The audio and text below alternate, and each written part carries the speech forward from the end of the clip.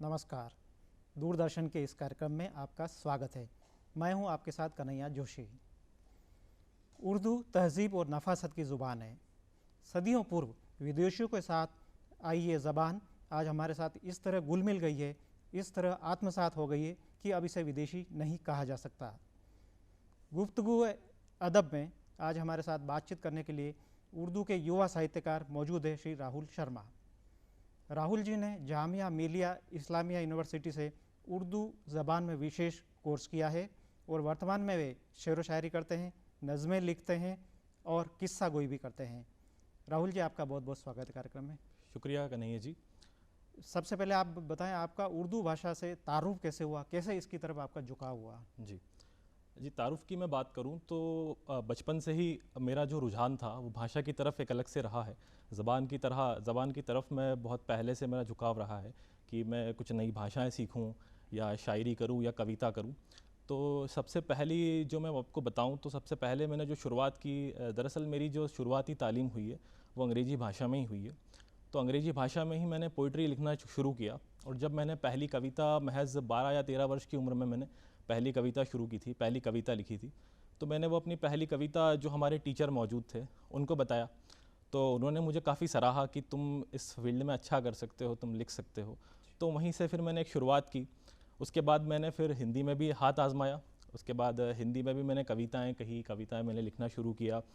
पर धीरे धीरे आते आते कि जैसे मुझे लगा कि यार उर्दू जो भाषा है वो एक अलग सी भाषा है जिसको बोलने में एक स्वाद आता है मुंह में। ऐसा कहा जाता है कि उर्दू बोलने के बाद एक अलग सा नशा होता है उर्दू का। तो धीरे धीरे मेरा रुझान उर्दू की तरफ बढ़ने लगा। फिर जब मैं कॉलेज में आया तो मैंने शायरी शुरू की और फिर जब मैं कॉलेज में पहुंचा तो मैंने उर्दू भी और अच्छे से सीखना शुरू की। सीखते सीखते फिर मैंने शायरी की तरफ में और आगे बढ़ा। तो जैसे कि हम जानते हैं कि उर्दू ज़्यादा अलग नहीं है। अगर हम कहें कि उर्दू कुछ अलग भाषा है, अलग कुछ नहीं है, सब कुछ वैसा ही है। जिस तरीके से हम बात करते हैं हिंदी में, उर्दू भी उसी तरीके से होती है। ग्रामर की अगर मैं बात करूं, शब्द मिलते हैं जी जी ज़रूर, काफ़ी शब्द मिलते हैं और बहुत सारे शब्द हिंदी से उर्दू में आए हैं। उर्दू के भी कुछ शब्द जो हम हिंदी में इस्तेमाल करते हैं। ठीक है, तो इस तरीके से मेरा उसमें और बढ़ता गया और मेरा इंटरेस्ट उसमें आता गया। धीरे धीरे मैंने उर्दू में तालीम हासिल की और शायरी करने लगा।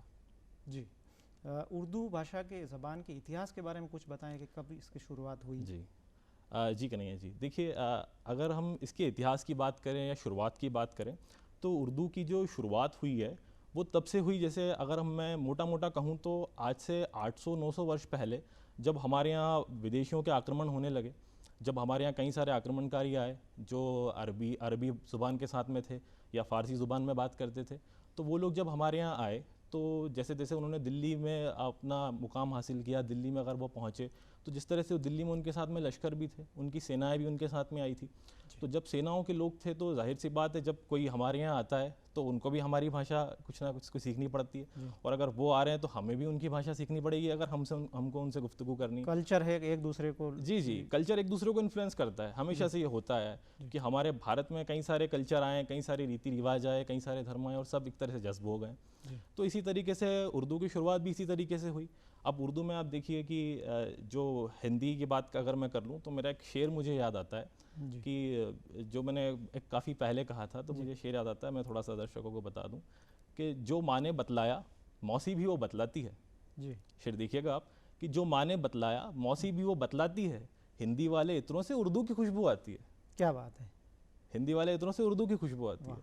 तो इसी तरीके से जब हमारे यहाँ पर कई सारे आक्रमणकारी आए, ये लोग आए, तो इन लोगों ने अपने शब्द दिए। जो एक मिली जुली ज़बान जो दिल्ली में तैयार हुई, जो दिल्ली में हमें लोगों के भी सुनाई देने लगी, उस ज़बान को हमने शुरुआत में हिंदवी कहा या हिंदुस्तानी मैं कह लूँ, जो हिंदुस्तानी एक ज़्यादा अच्छा लफ्ज़ रहेगा। हिंदुस्तानी उन्होंने कहना शुरू किया। हिंदुस्तानी के साथ साथ उसका नाम बाद में हिंदवी हुआ। हिंदवी होते होते फिर उसमें रेख्ता उसको कहने लगे। 16वीं शताब्दी तक आते आते रेख्ता या रेख्ती कहूँ तो रेख्ती कहने लगे उसको। और धीरे धीरे आज जो हम शक्ल देख रहे हैं उर्दू की, जो हम जिस भाषा को हम उर्दू के नाम से जानते हैं, उसको 800-900 साल लगे हैं यहाँ तक पहुँचने में। तो यहाँ तक पहुँचते पहुँचते उसका नाम फिर उर्दू हुआ।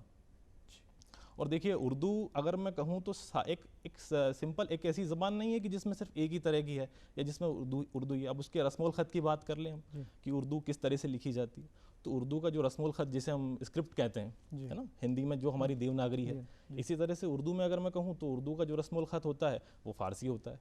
जी। फ़ारसी में रस्मुल ख़त में लिखी जाती है और हम दाएं से बाएं की ओर उसको लिखते हैं।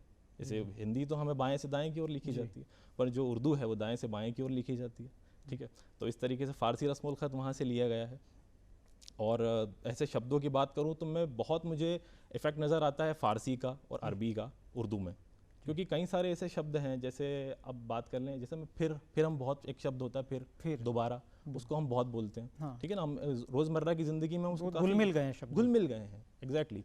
तो उससे उस शब्द को हम बहुत यूज़ करते हैं। अब वो जो फिर शब्द है वो फ़ारसी से लिया गया है, वो फ़ारसी से इस्तेमाल किया गया है, फ़ारसी से उर्दू में आया है। फारसी के काफ़ी शब्द हैं। जी, फ़ारसी के बहुत शब्द हैं, फ़ारसी के और ख़ासकर अरबी के भी काफ़ी शब्द हैं। ऐसे कई सारे शब्द, जैसे मेज़ है, मेज़ फ़ारसी का शब्द है। गुलदस्ता है, गुल है, गुल भी एक फ़ारसी का शब्द है, गुल हम काफ़ी यूज़ करते हैं। तो इस तरह के कई सारे शब्द हैं कि जो फ़ारसी से या अरबी से या और भी जो बीच बीच की भाषाएं थी जो मिड ईस्ट में या यूरोप से जो कुछ लगी हुई देश हैं उनमें बोली जाती थी, उनसे शब्द उर्दू में आए और एक मिली जुली ज़बान तैयार हुई। अब इसमें कन्हैया जी एक नुक्ता और मैं वाज़ेह कर दूं कि इसमें कुछ लोगों का या कुछ इतिहासकारों का ये भी मत निकल कर आता है कि उर्दू सिर्फ दिल्ली में ही नहीं बनी है, दिल्ली में ही इसका आगे नहीं बढ़ा है, ये दक्कनी के नाम से भी ये जानी गई है। अच्छा। दक्कनी का मैं क्षेत्र की बात कर लूँ तो आप जैसे हैदराबाद है, हैदराबाद का जो क्षेत्र है वहाँ पर भी इसका इसमें काफ़ी विकास हुआ है इस भाषा में, उर्दू में काफ़ी लोगों ने वहाँ से भी बोलना शुरू किया। तो इतिहासकारों का एक मत ये भी आता है, हैदराबाद में हिंदी उर्दू काफ़ी, जी बिल्कुल, अभी भी आप देखें तो हैदराबादी जो हिंदी है वो उर्दू से, उसमें कई सारे शब्द आते हैं, कई शब्द हैं जी। तो वो वहाँ पर भी इस भाषा का विकास हुआ, या हम यूँ कह लें कि एक तरह से पूरी देश में ही धीरे धीरे वो फैली। जैसे जैसे मुगल काल आगे बढ़ा तो ये 700-800 साल का जो इतिहास रहा है इसमें उर्दू का काफ़ी विकास हुआ है। जी, निश्चित रूप से भाषा एक विकास क्रम होता है। जी। अगली बात करें उर्दू अदब की शैलियों के बारे में, जी, उस पर प्रकाश डाला हमारे दर्शकों को बताएं। जी जी देखिए, शैलियों की हम बात करें तो पहले मैं थोड़ा सा हिंदी से एक रेफरेंस जनरेट कर लेता हूँ। जैसे हम हिंदी कविता साहित्य तो हम कई लोग जानते ही हैं, हमने बचपन से पढ़ा है, हिंदी हमारी मातृभाषा है, तो हिंदी में तो हम कई सारी चीज़ें जानते ही हैं। जैसे हिंदी में दोहा लिखे जाते हैं, दोहा होते हैं, ठीक है, दोहा के साथ साथ में सोठा होते हैं, छंद होते हैं, अलग अलग तरह के छंद में कई सारे घनाक्षरी छंद है ना, इस तरह के कई सारे छंद भी हिंदी में भी होते हैं। इसी तरीके से उर्दू में जो शैलियाँ मुख्य रूप से जो प्रचलित है, जो उर्दू में जिन पे कलाम होते हैं, जिन पे शायरी होती है, तो उसमें गज़ल है जी, सबसे ज़रूरी जो एक शैली है जो हमारे बीच में लोगों के बीच में आ चुकी है, वो सबसे ज़्यादा प्रचलित। जी, सबसे ज़्यादा प्रचलित मैं कह लूँ गज़ल है। गज़ल के बाद में नज़में होती है। अब गज़ल और नज़्म में थोड़ा सा मैं अंतर बता देता हूँ। तो गज़ल में जो होता है, गज़ल में एक निश्चित रूप से एक मीटर होता है, वज़न जिसको कहते हैं हम, है ना, एक वज़न होता है, एक उसमें गज़ल के कुछ ही मीटर्स हमको बताए गए हैं, उन्हीं के ऊपर गज़लें कही जाती है। और नज़्म में मैं कहूँ तो नज़्म में कोई मीटर नहीं होता जी, नज़्म में ऐसा कोई मीटर की बंदिश नहीं होती, कोई वज़न की बंदिश नहीं होती। तो शब्दों और मात्राओं का कोई जी मात्रा गणना का या इस तरह का कोई उसमें ज़रूरी है, उसमें कुछ इस तरह की ज़रूरत हमको नहीं होती है। जी। अगर आप काफ़िया अगर रखें तो काफ़िया बहुत अच्छा होता है, काफ़िया नहीं भी है तो भी ठीक है।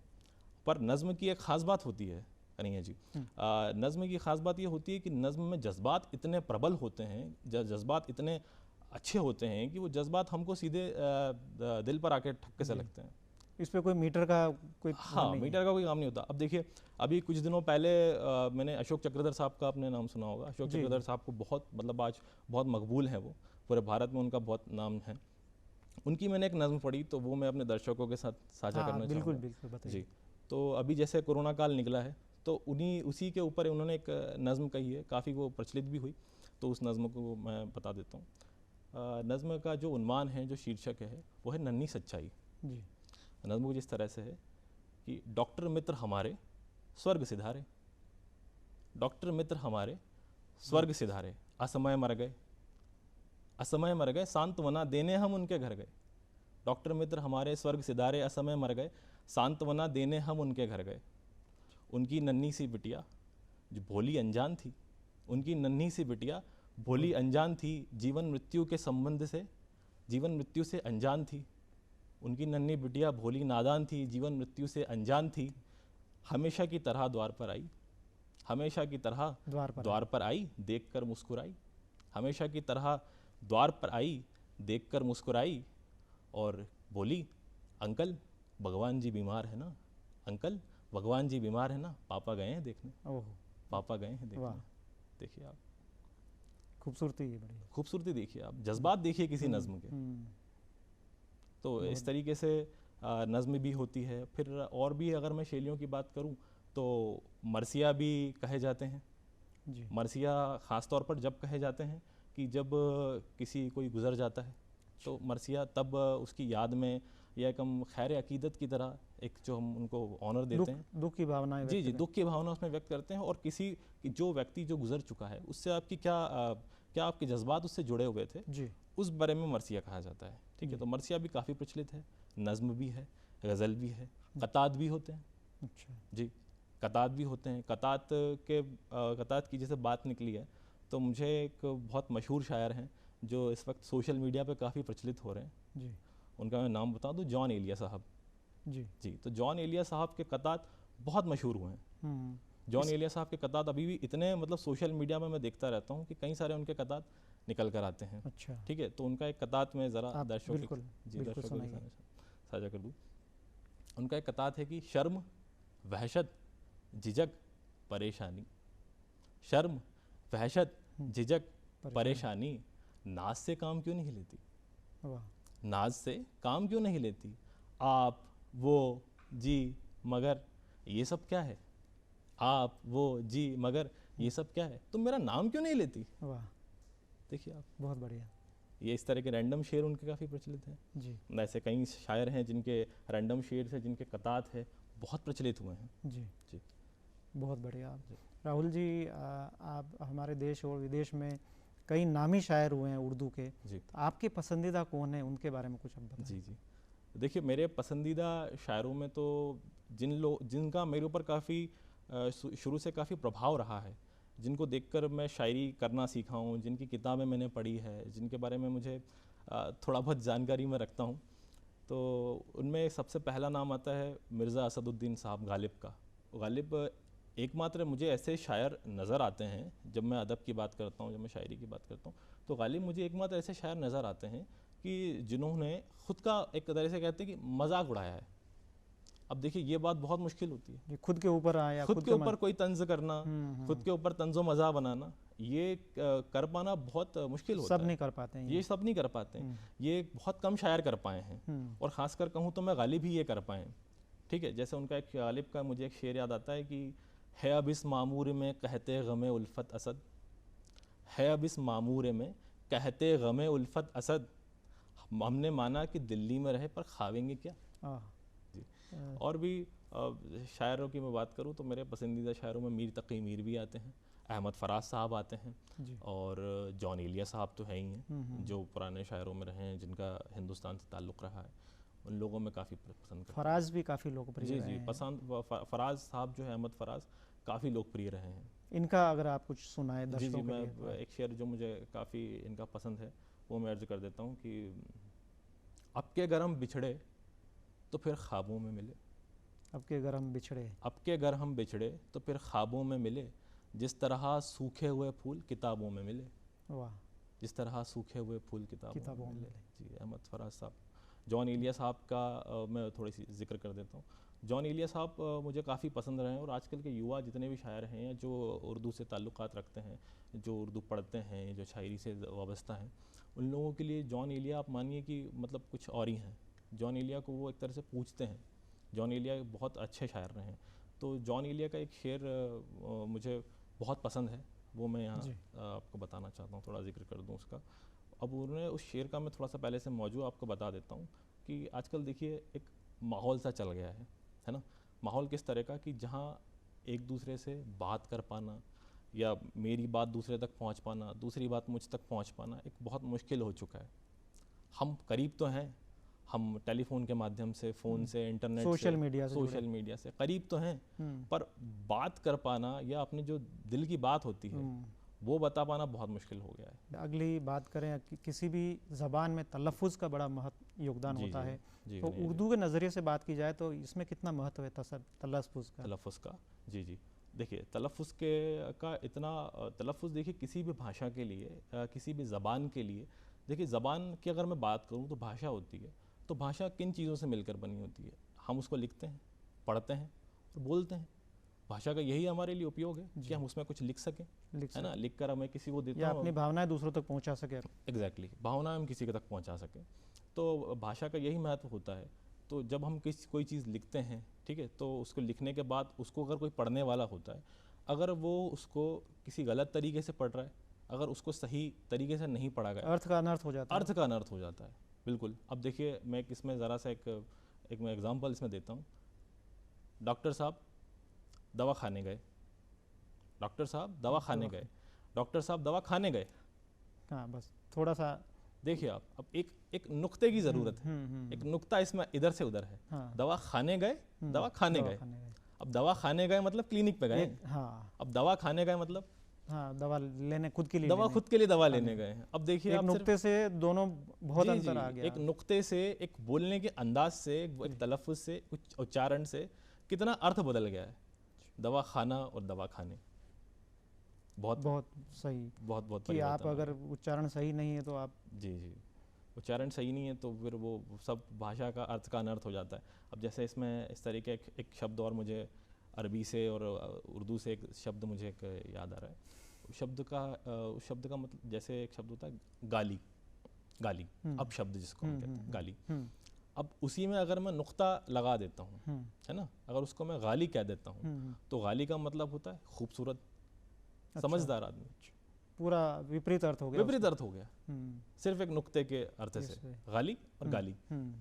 देखिए आप कितना अर्थ का परिवर्तन हो गया। और साथ में बोलने में भी अलग लग रहा है। गाली में कहूँ और गाली कहूँ तो अंतर है, वो तरीका है बिल्कुल उसमें अलग होता है। जी, राहुल जी, हिंदुस्तान में उर्दू के मौजूदा हालात की बात की जाए जी तो उस पर प्रकाश डालें, किस तरह वर्तमान हालात हैं? जी जी हाँ, देखिए मौजूदा हालात की हम बात करें तो अभी तो देखिए उर्दू के मौजूदा हालात तो बहुत अच्छे हैं।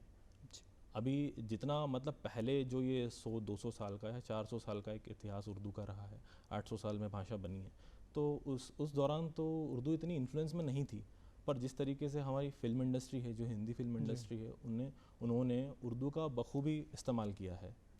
हम कोई भी नगमा ले लें, उर्दू को लोकप्रिय बनाने में बहुत योगदान रहा है जी। और आज मैं देख रहा हूँ, मैं लगातार मेरे जो दोस्त हैं और जो सोशल मीडिया है उससे मैं जुड़ा रहता हूँ, तो उन लोगों का उर्दू के प्रति इतना रुझान बढ़ चुका है। शायरों के पहले मैं ऐसे मोटे तौर पर कहूँ तो जो नए शायर आ रहे हैं उनकी पिछले वर्षों के मुकाबले इस साल काफ़ी तादाद बढ़ रही है। इस वर्ष में और ये कुछ गत वर्ष जो हैं इनमें उनकी तादाद काफ़ी बड़ी है, बढ़ता जा जी जी बिल्कुल। उर्दू के मतलब हालात तो बहुत आगे जा रहे हैं। और उर्दू देखिएगा कि आप धीरे धीरे इतनी भाषा, इतनी खूबसूरत भाषा है, बस हमने एक शुरुआत से जो हमने एक समझा है कि इसको एक पराई हमने मान लिया था जी। पर ऐसा कहीं से नहीं है, बिल्कुल ऐसा नहीं। तो कुछ अलग से तो है नहीं कि ये यहाँ नहीं बनी हिंदी माँ है तो मौसी है। बिल्कुल। देखिए आपने बहुत अच्छा मुझे एक शेर की याद दिला दी, जो मुनव्वर राणा साहब का शेर है, सुना है जरूर जी।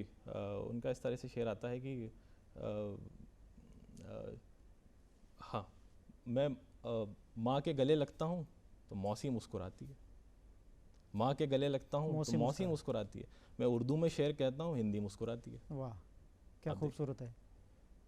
रिश्ता कितना अच्छा उन्होंने कायम किया कि हिंदी को तो उन्होंने मौसी कहा है और वो उर्दू ज़बान के हैं तो उन्होंने उर्दू को माँ कहा है, ठीक है। इसी तरीके से तो बहुत बहुत बढ़िया है। मतलब अभी सब कुछ बहुत अच्छा हो रहा है। हम उर्दू की नई नई चीज़ें सीख रहे हैं, उर्दू में नए नए लफ्ज़ आ रहे हैं, नए नए अल्फाज आ रहे हैं, उर्दू का डेवलपमेंट एक तरीके से हो रहा है। नए लेखक भी आ रहे हैं, जी जी, नए लेखक आ रहे हैं, बहुत अच्छा लिखा जा रहा है, पहले से नए मौजूआत आ रहे हैं। जैसे पहले हम रवायती शायरी की मैं बात करूँ तो रवायती शायरी में वही जुल्फ़ के पैचो खम, है ना, शाह महबूब की बात होती थी, महबूबा की बात होती थी, इश्क की बात होती थी, मोहब्बत की बात होती थी, ठीक है। पर आज अगर हम देखें तो गज़ल अपने मतलब इश्क तो देखिए किसी भी चीज़ से हो सकता है। इश्क मुझे अपने मुल्क से भी हो सकता है ना, इश्क मुझे अपनी कोई कला है, अगर पेंटिंग है, उससे भी मुझे इश्क हो सकता है ना। तो उस तरह के मौज़ूआत भी आजकल उर्दू में और जो शायरी में गज़ल में आने लगे हैं। कार की बात हो रही है ना, कार की बात होने लगी है। अब जैसे मुझे एक इस तरह के मौजूआत में एक शेर याद आता है, यही एक दिन बाकी रह गया था, यही एक दिन बाकी रह गया था देखने को, यही एक दिन बाकी रह गया था देखने को, उसको बस में बिठा कर आ रहे हैं। वाह, देखिए शेर आप जी। तो ये इस तरह के शेर, इस तरह की मौजूआत बस के बारे में, कार के बारे में, फ़ोन के बारे में, ये सब चीज़ें पहले नहीं हुआ करती थी जी। पहले रवायती शायरी में इस तरह के मौजूआत नहीं थे। पर अब ऐसा हो गया है कि इस तरह के मौजूआत आ रहे हैं। टेलीफोन की बात हो रही है, वो ख़त चिट्ठियों से निकल के, वो कबूतर से निकल कर अब शायरी में इन सब चीज़ों पर आ चुकी है।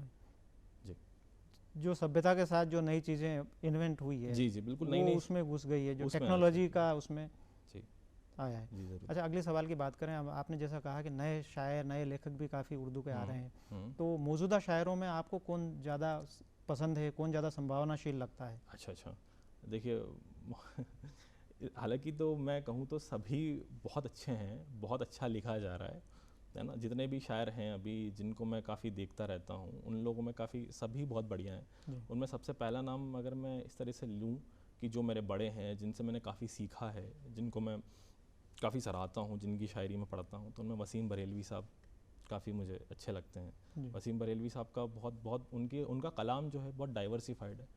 चारों तरफ से उन्होंने हर दौर में शायरी की है, हर एक दौर के वो एक शायर रहे हैं। उन्होंने हर तरह की बात की है, जिस भी तरीके की बात हो सकती थी उन्होंने हर तरह से अपना हाथ आजमाया है। उन्होंने यूँ कहें तो हम जो संजीदा शायरी भी की है, तंजो मज़ा भी किया है, जुल्फ़ों के पैचो खम की बात भी की है, महबूब की बात की है, सब तरह की उन्होंने बात की है। और जो मरहूम हमारे राहत इंदौरी साहब थे, जो मेरे शेर से ताल्लुक़ रखते थे, तो राहत इंदौरी साहब भी मुझे काफ़ी पसंद है। पर जिनका हाल ही में देहावसान हुआ है, उनसे मैं काफ़ी वाबस्ता हूँ। उनके उनके शेर और उनकी शायरी मुझे काफ़ी पसंद रही है। राहत इंदौरी साहब का कुछ दर्शकों के लिए सुना दें आप। देखिए, राहत इंदौरी साहब का तो सारी उनका प्रस्तुतिकरण बड़ा गजब का रहता जी, उनका जो बोलने का अंदाज़ था, जो उनका शायरी करने का अंदाज़ था, काफ़ी वो फैला हुआ था, मतलब पूरी दुनिया में उनको इसी तरह से जाना गया। ठीक है, तो उनके मुझे 2 शेर काफ़ी पसंद है और हमेशा मैं उन शेरों का जिक्र करता हूँ। उनके एक शेर है कि हम ही बुनियाद के पत्थर है, दिखेगा आप, हम ही बुनियाद के पत्थर है, हमें घर से निकाला जा रहा है। हम ही बुनियाद के पत्थर है, हमें घर से निकाला जा रहा है। जनाजे पे मेरे लिख देना यारों, जनाजे पे मेरे लिख देना यारों, मोहब्बत करने वाला जा रहा है। क्या बात है, मोहब्बत करने वाला जा रहा है। ये तो मुझे उनका शेर मान लीजिए कि बहुत पसंद है जी, बहुत खूबसूरती से, बहुत खूबसूरत देश है। राहुल जी, हिंदी फिल्मों में भी उर्दू का काफ़ी इस्तेमाल होता है जी, तो उर्दू का कितना योगदान मानते हैं हिंदी फिल्मों के लिए आप? देखिए, हिंदी फिल्म इंडस्ट्री की हम बात करें तो जैसा मैंने पहले बताया, हिंदी फिल्म इंडस्ट्री उर्दू के बिना तो अधूरी है, मैं कहता हूँ जी। क्योंकि कुछ जो लफ्ज़ हैं वो उनसे जुड़े जो जज्बात होते हैं वो उर्दू में ही हम बहुत अच्छे से बता सकते हैं। ऐसा नहीं है कि उनके लिए हिंदी में शब्द नहीं है, हमारी जो हिंदी है, हिंदी में भी काफ़ी बड़ा शब्दकोश है। हिंदी के जो शब्द काफ़ी प्रचलित हैं, काफ़ी उनमें भी जज्बात हम दिखा सकते हैं, पर उर्दू के साथ जो जज्बात निकल कर आते हैं, ठीक है, तो वो उर्दू के साथ ही हो सकते हैं, वो चीज़ें उर्दू के साथ ही आ सकती है। और फिल्म में ऐसा होता था कि जैसे धीरे धीरे जब बॉम्बे में, मुंबई में धीरे धीरे फिल्म इंडस्ट्री बनना शुरू हुई, जब लोगों ने फिल्में देखना शुरू की, तो जो शुरुआती लेखक थे जैसे आनंद बख्शी साहब थे, ठीक है ना, साहिर लुधियानवी साहब थे, जिन्होंने जो बहुत अच्छे नगमा निगारी जिन्होंने की है, बहुत अच्छे उन्होंने गीत हम लोगों को दिए हैं, है ना। तो वो जैसे शायर का मुझे एक गीत याद आता है कि उनकी गज़ल भी है वो, कि हर फिक्र को धुएं में उड़ाता चला गया, मैं ज़िंदगी का साथ निभाता चला गया, हर फिक्र को धुएं में उड़ाता चला गया, इस तरह की उनकी गज़ल है। और वो उसका गीत भी है, वो काफ़ी प्रचलित है ना। तो साहिर साहब ने उर्दू में शुरुआत की, वो उर्दू के ही लेखक थे।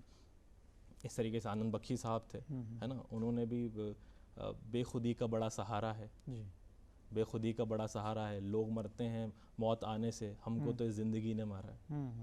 इस तरीके के गीत जब हमारे बीच में आए तो उनका एक जो जादू था वो जनता के सर पे चढ़ गया। जो पूरी आवाम थी भारत की, जो इस भाषा का जादू था वो पूरे सर पे चढ़ गया।